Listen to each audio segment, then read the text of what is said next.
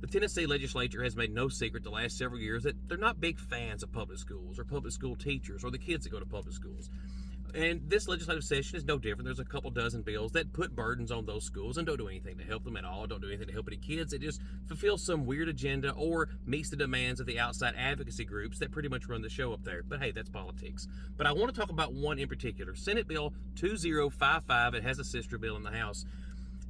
It essentially forces public schools to allow outside therapists into their building, into their hallways, into their classrooms, into their lunchrooms. Now, these are fine services for kids that need them, and I have no problem with ABA therapy or anything like that.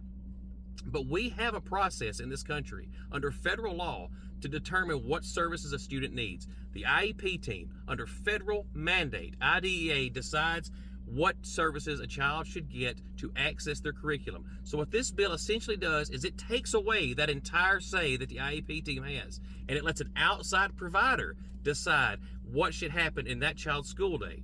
And again, if a child needs a service, then the IEP team will decide that, and they will put it in place, and the school system will provide it.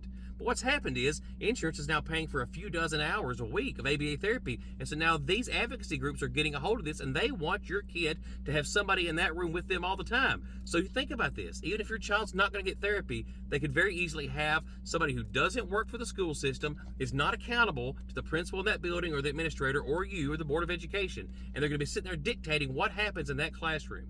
We are completely moving toward a full onslaught attack on public education, and this is just one more way the Tennessee legislature is showing you that they do not care about the schools in this state. End of lecture.